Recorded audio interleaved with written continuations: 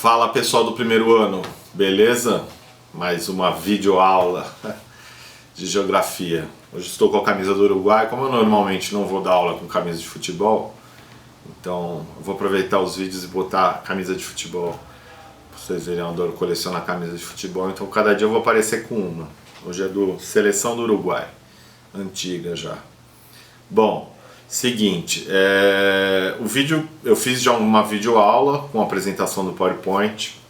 Eu decidi entrar num assunto novo porque eu fiquei pensando, poderia abordar a questão do coronavírus, acho que a gente pode vir a abordar em algum momento isso novamente, mas no momento assim é um trabalho que eu prefiro agora que a gente ingresse num novo tópico. A gente teria um mapa para fazer, mas esse mapa provavelmente a gente vai fazer só quando a gente estiver juntos novamente, fisicamente, porque é um trabalho que depende de uma orientação direta com os alunos, né? Mas aí eu já pensei em adaptar esses mapas digitais para a gente trabalhar a questão dos rios em São Paulo, né?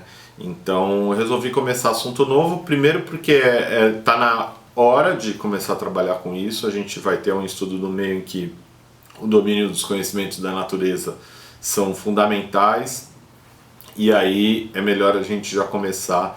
E é uma temática que, para fazer à distância, eu acho que ela é didaticamente mais fácil, então dá pra gente estudar e ir aprendendo juntos, mesmo que seja dessa maneira virtual, e é um conteúdo que eu acho que vai ficar bacana da gente estudar. Por que geografia física? Porque a física é a física da natureza, né? Então é tentar entender esse planeta Terra pelas suas inter-relações entre os meios físicos propriamente dito, né? A gente vai ver aí as esferas terrestres, a esfera da atmosfera, a esfera das rochas, a litosfera, as águas, a hidrosfera, tudo isso compondo dentro de uma crosta terrestre, né, que forma a superfície do nosso planeta. Então a ideia é que vocês comecem a tomar contato com isso. A primeira parte ela é dedicada a entender onde está o planeta Terra, ou seja, pensar a Terra dentro do universo, pensar a Terra como ela se formou, pensar a Terra dentro do seu sistema solar. Eu não vou me alongar muito porque o vídeo já ficou um pouquinho longo, então eu só queria fazer essa introdução para que vocês me vissem. E ali, quer dizer, hoje, quinta-feira, né, 8 da manhã, a gente vai ter momentos ali, eu vou dar essa orientada geral para vocês, inicialmente, e quais são as tarefas do dia, ver os vídeos, depois tem uma parte de leitura, tá bom? E estamos juntos, mais uma vez, contem no chat ali, ou da maneira que for, assim, através de uma interação por vídeo, a gente possa tirar as dúvidas e começar a prosseguir, a dar continuidade aos nossos estudos, beleza? Grande abraço, assistam o vídeo com muita atenção e depois perguntem, tirem dúvidas, e aí a gente finaliza com a leitura. Essa semana não tem tarefa, porque essa unidade didática eu vou dividir em 2 momentos. Tem esse primeiro momento, tem um segundo momento, e aí a gente vai trabalhar algum tipo de exercício, alguma atividade. Falou? Beijo para vocês. Saúde!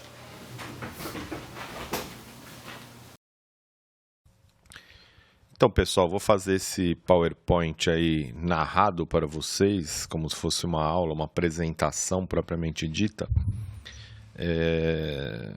Um pouco estranho, algumas coisas a gente leria junto em sala de aula e eu comentaria. Então, os momentos que a gente tiver para fazer leitura de alguns slides, eu vou fazer a leitura que eu gostaria que vocês me acompanhassem em sala de aula, também realizando essa leitura.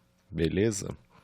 Bom, então a gente vai ter essa aula que inicia um novo tópico, como eu disse na apresentação inicial, no vídeo, em que a gente vai localizar o planeta Terra dentro do universo, né?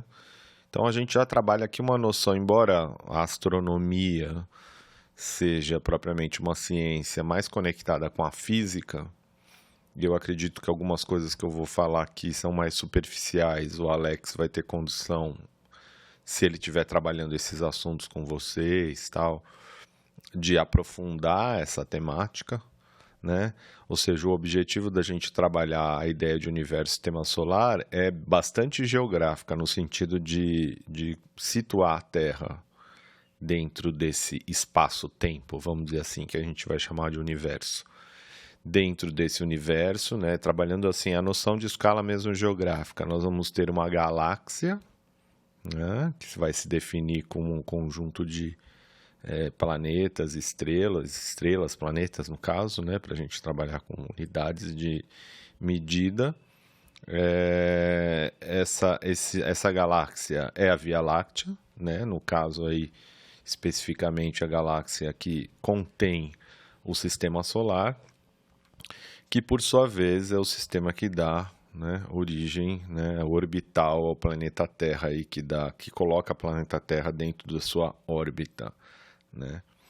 Então, trabalhando já dentro dessa sequência para a gente localizar o planeta Terra e depois a gente poder prosseguir com as aulas que vão, né, tematizar a questão da estrutura do planeta, da formação, da evolução do planeta Terra como uma espécie de organismo, vamos pensar assim, né? Um sistema organizado.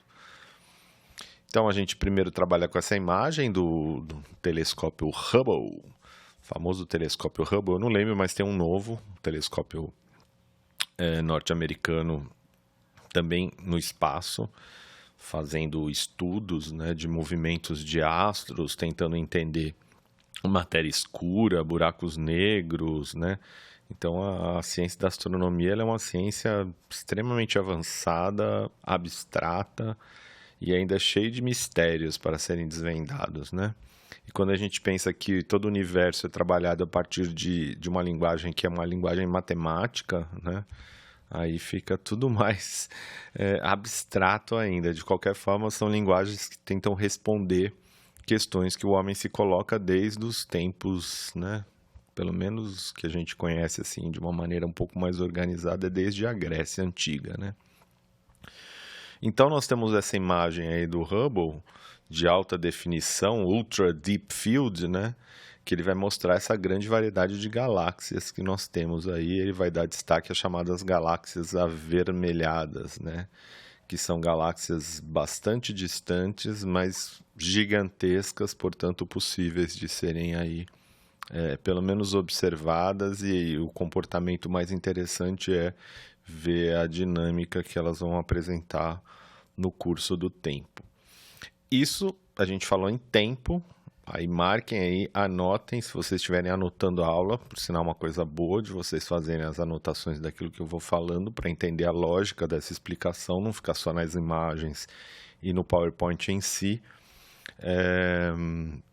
A questão do tempo é fundamental aí, né? Quando a gente vai trabalhar tanto essas questões da física, o próprio universo é entendido como todo o espaço-tempo, né, que existe. Nós vamos trabalhar na geografia com a noção de espaço-tempo, que a gente vai chamar de espaço geográfico, né? O espaço geográfico como o espaço terrestre em processos dinâmicos através de tempos que vão se acumulando, né? E vão dando manutenção ao que é o antigo ou o novo, né? Quando a gente vai pensar no universo, isso vai ser muito mais vasto e a gente vai entrar em outras escalas. Como eu falei para vocês na apresentação inicial, nós vamos entrar na parte da geografia física.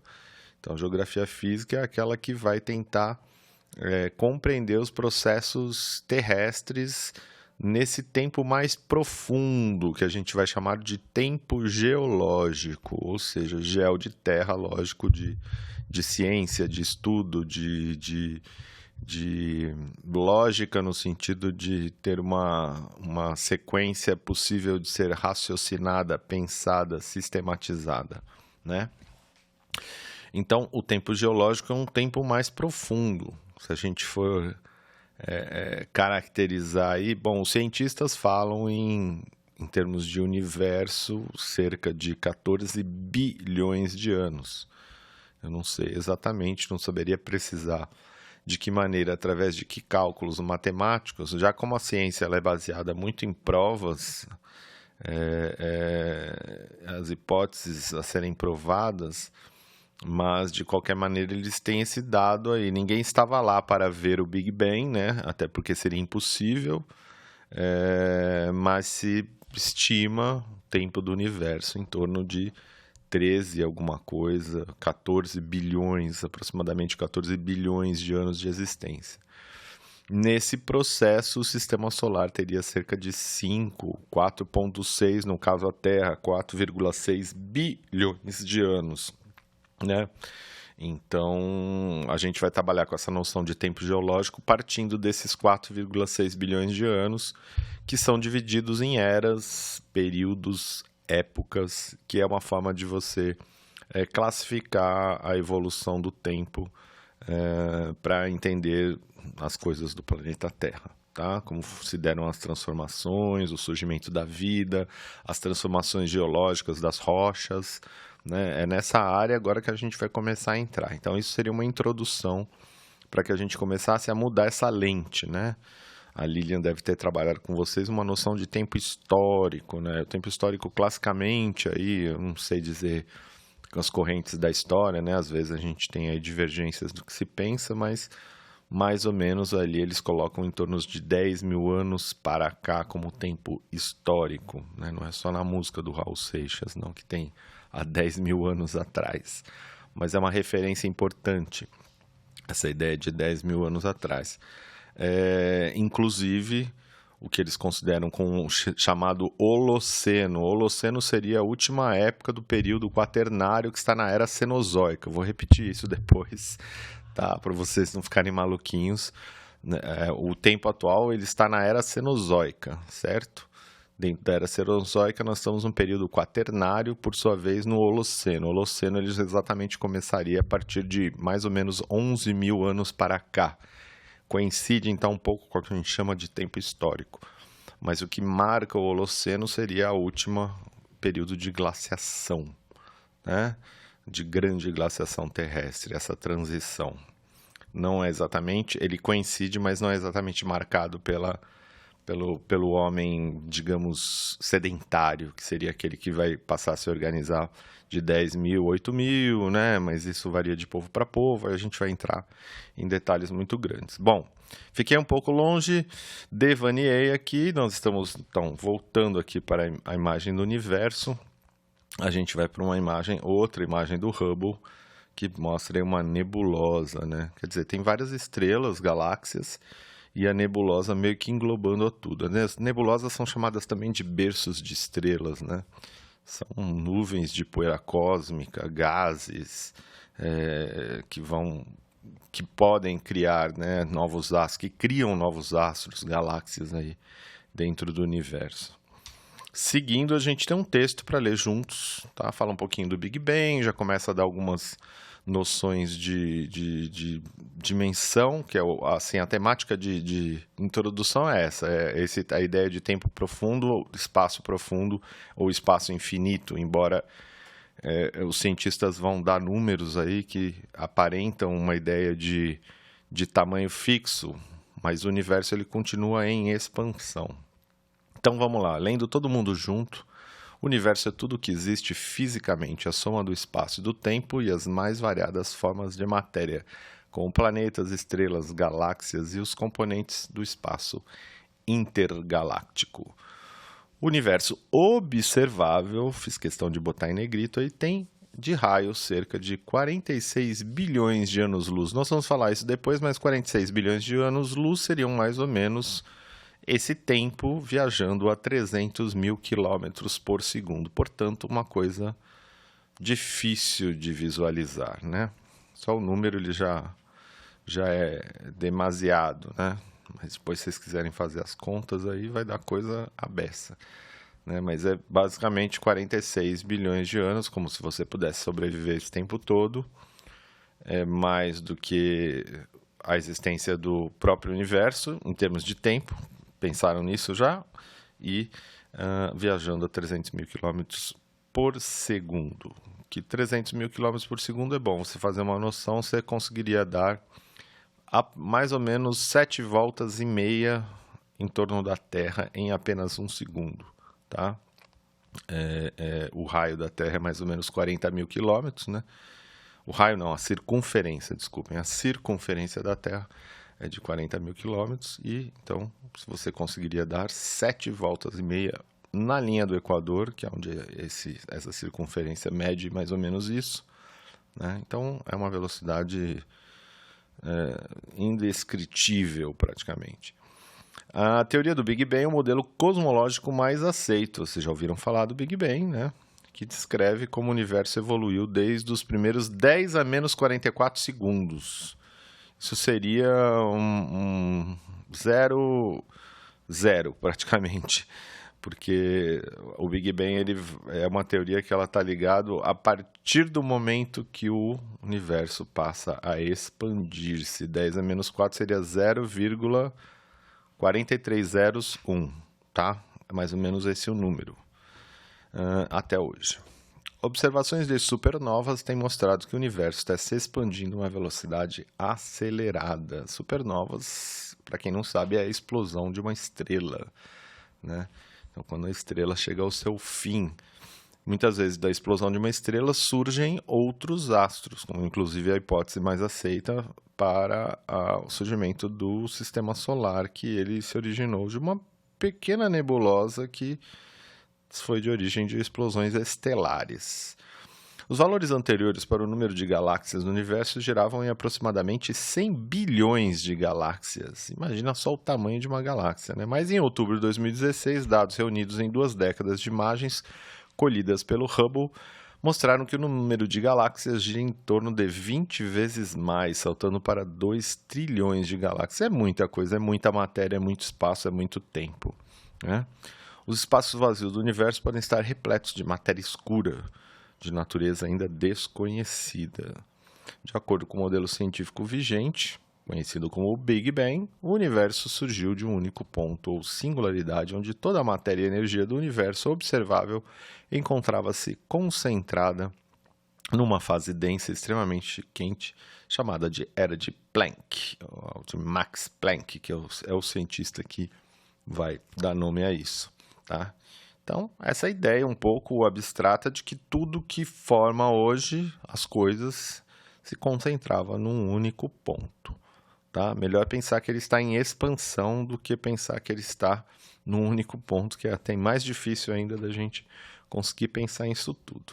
Bom, passando para o próximo slide, gente, nós vamos começar a trabalhar com essa noção de escala, trazer o Sol e a Terra para dentro, para próximo, né? Então, a gente está aí vendo duas imagens diferentes da Via Láctea, uma visão como se estivesse vendo por cima dela, tá?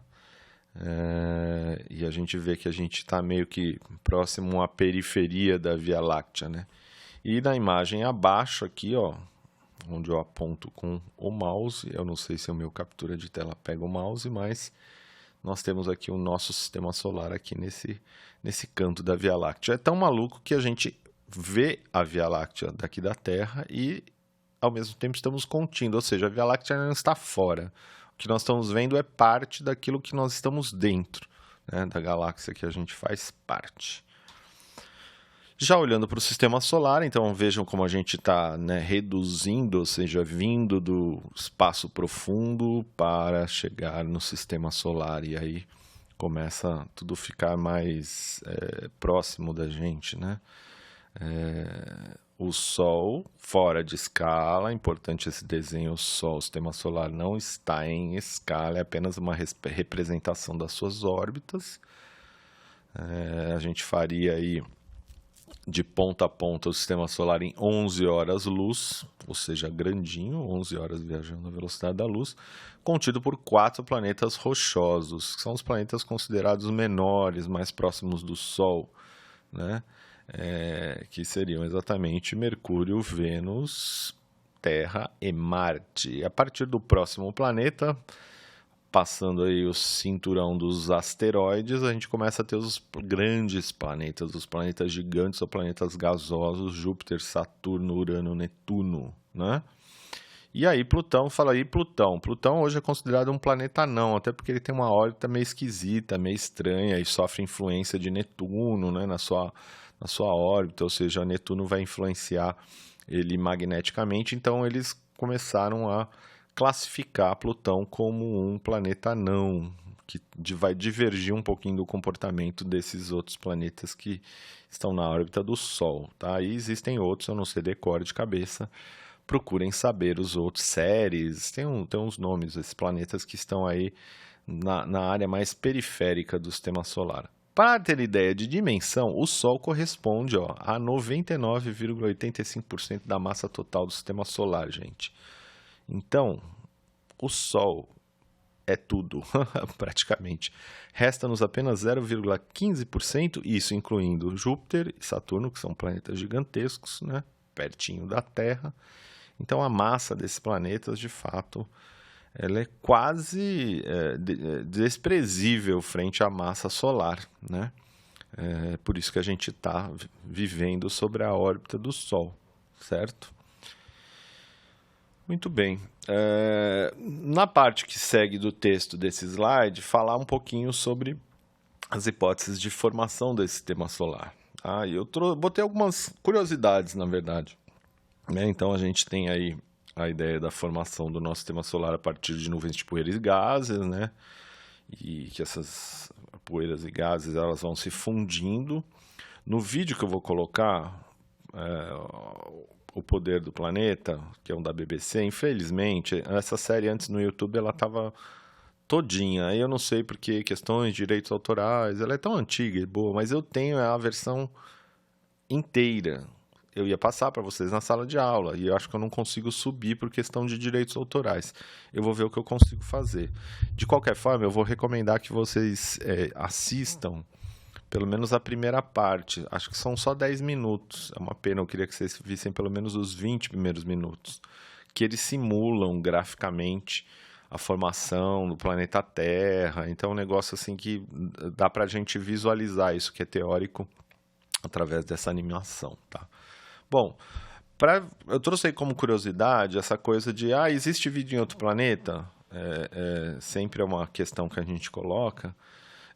A gente não tem certeza. Tem pessoas que acreditam, outras não. Mas existem aí, como ele diz, 50 bilhões de planetas dentro da Via Láctea, sendo que 500 milhões em zonas habitáveis. Ou seja, que têm temperaturas moderadas e possibilidade de água no estado líquido. E já foram identificados 4.400 planetas que orbitam estrelas, assim como a Terra. Ou seja,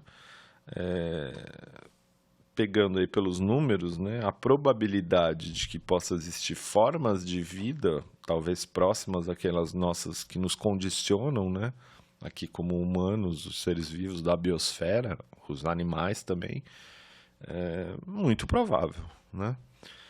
Muito bem.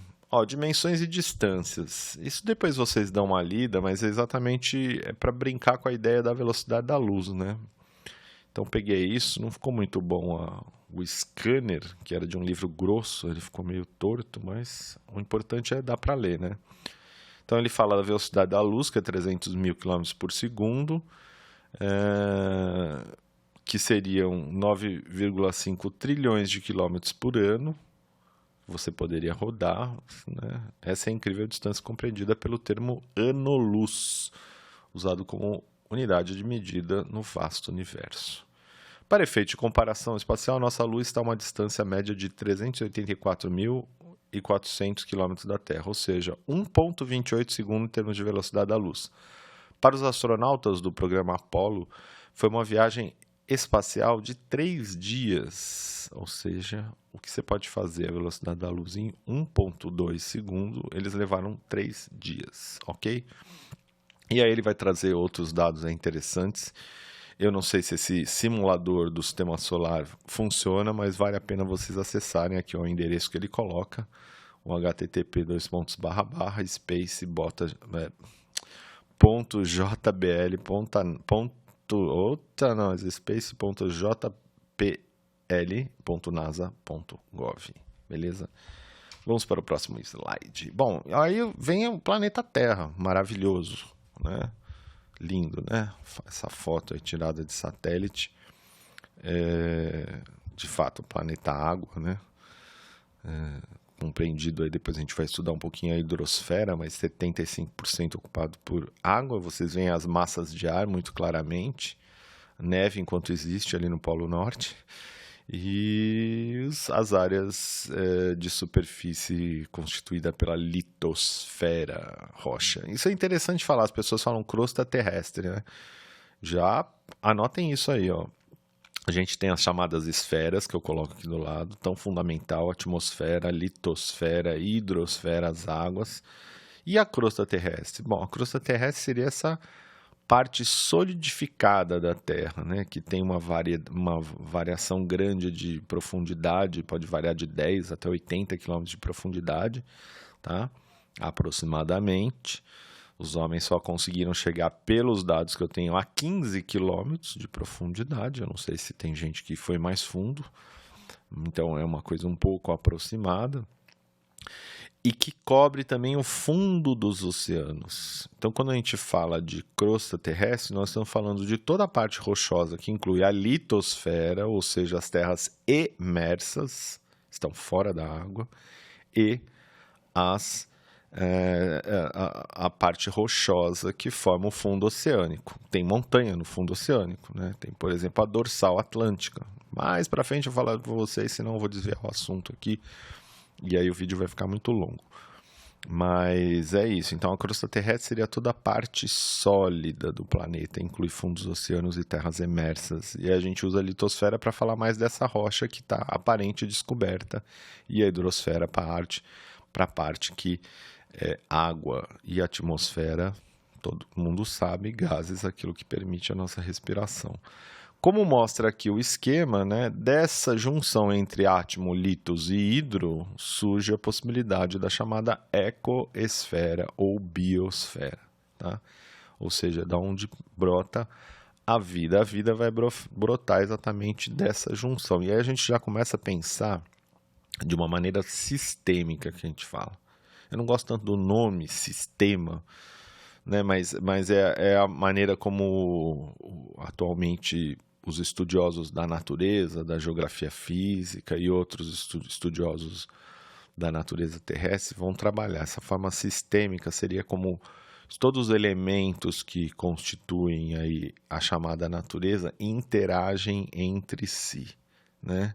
Sejam eles inorgânicos ou orgânicos, tem um elevado grau de interação.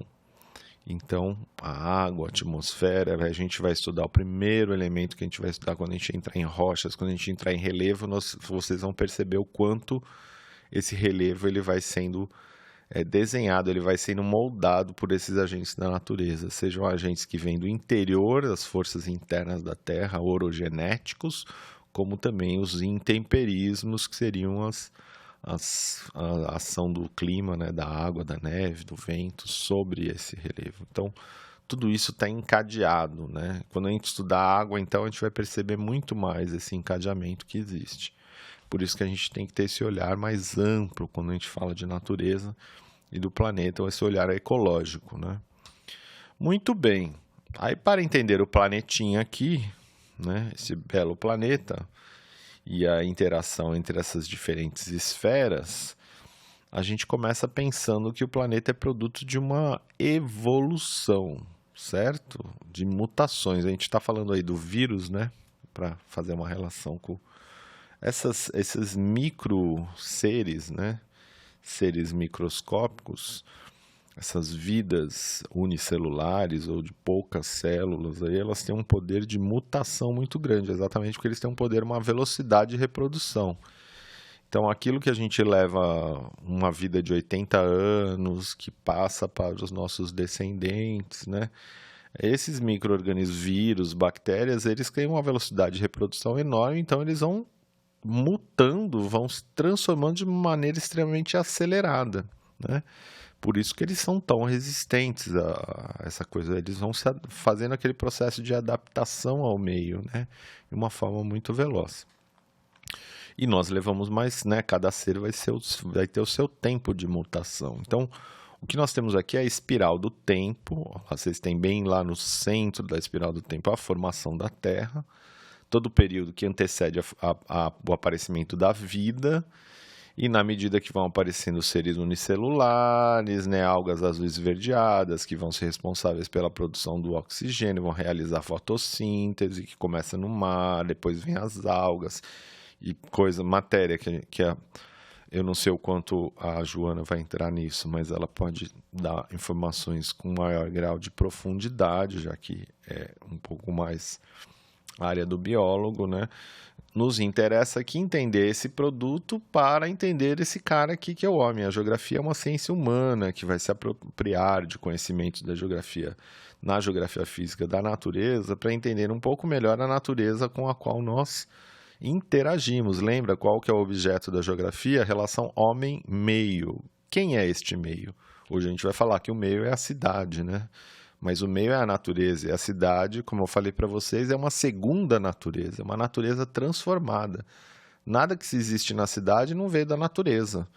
Por isso que a gente tem que criar essa relação e entender melhor essa evolução que se dá até os dias de hoje. Então, o tempo geológico ele fala desse tempo profundo, que é esse tempo de formação e evolução do nosso planeta, que tem, segundo, né, cálculos, segundo algumas provas de radioatividade, 4,6 bilhões de anos, tá?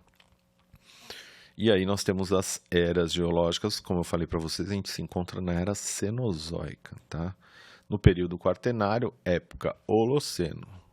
Alguns vão falar de Antropoceno. Depois eu vou pretender explorar um pouquinho isso com vocês. Ainda não é uma coisa assim cientificamente completamente aceita que a gente está numa nova época. Dentro do Quaternário, vamos como se acabou o Holoceno, começou o Antropoceno, né? E o Antropoceno vai ter essa marca do homem, o homem como um agente transformador da natureza. Não é mais a glaciação, como do Holoceno, o fim da última grande glaciação. É o homem em si. Aí vamos falar de século 18, 19, ou seja, a era industrial. Isso vai ser muito interessante para a gente pensar, né? Ou seja, pela primeira vez, um artefato, digamos, uma tecnologia artefato, uma materialidade que foi criada por uma espécie. Ela se transforma num agente transformador do planeta Terra. Por isso a questão de aquecimento global ela está diretamente ligada à ideia de um antropoceno, de que a gente vive esse antropoceno.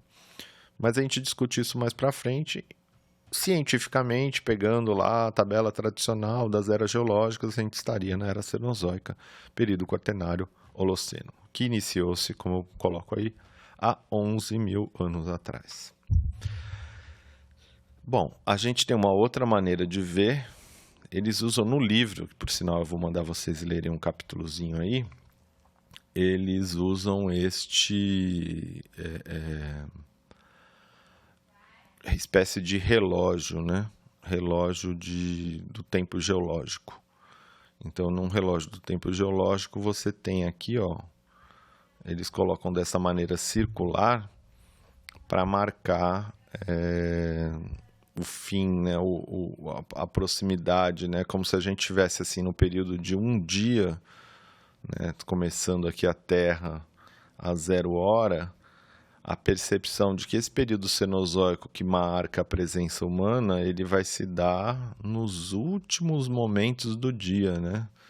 Se toda a história do planeta Terra tivesse 24 horas, nós teríamos aí surgido a 4 minutos, 23 horas e 56 minutos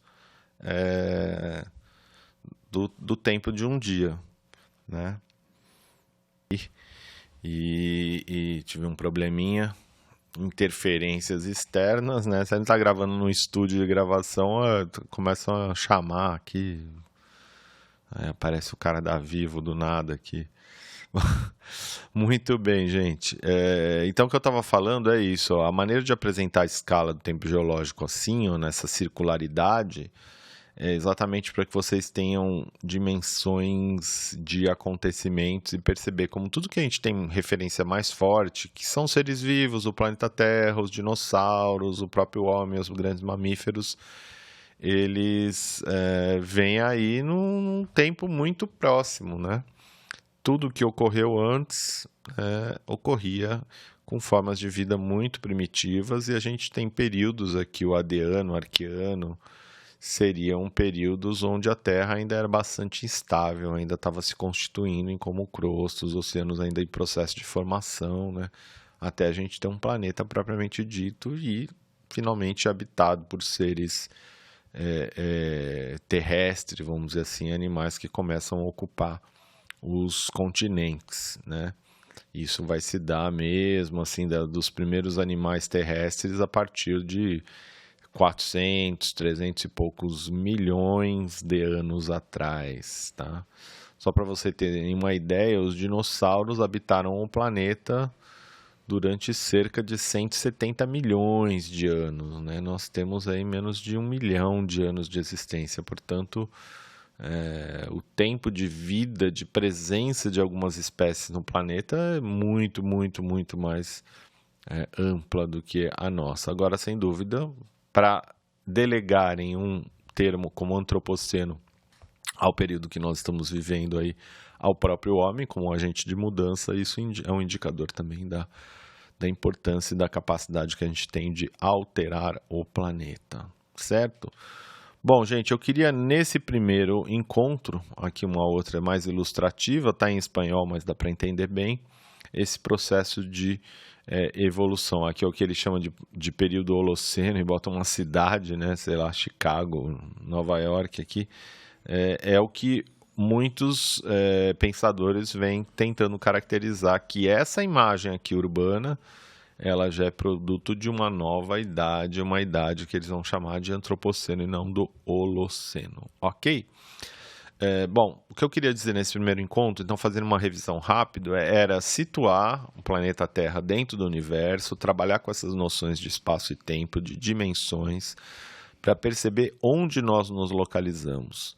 A partir daí a gente vai começar a trabalhar com noções que são mais específicas do planeta Terra, sua dinâmica, mas sem essa percepção mais ampla do todo, ao qual nós estamos, onde nós estamos contidos, né? Dentro desse universo, pensando um pouco nessa ideia de contém contido, né? É fundamental para que a gente consiga nos perceber diante de algo que é muito maior, certo? Então a gente finaliza com as eras geológicas. Eu coloco aqui a partir de agora um link para um vídeo, só tem um pedaço, é o único que está lá no YouTube. Vocês podem ver no YouTube, que eu acho que é melhor. Aí eu botei o link aqui, que é a primeira parte. Eu vou ver se eu consigo enviar para vocês de alguma maneira o vídeo na sua totalidade, para aqueles que são mais interessados poderem aprofundar. Como atividade pós essa aula, eu vou indicar que vocês façam a leitura de algumas páginas do livro. Isso eu vou indicar no Teams ali na forma de texto. Eu não vou dar nenhuma tarefa para vocês desenvolverem, além da própria leitura e grifar partes mais importantes do texto, porque vocês acabaram de fazer uma tarefa para mim, aí dá tempo de eu corrigir. Na semana que vem eu vou dar a segunda parte desse conteúdo, é uma continuidade, e aí sim a gente vai realizar uma tarefa em cima disso. Beleza? Então é isso, espero que vocês tenham gostado. Não dormiram, né? Todo mundo tá bem acordadão aí. E a gente continua à distância aí. Falou? Um abração para vocês. Hasta la vista.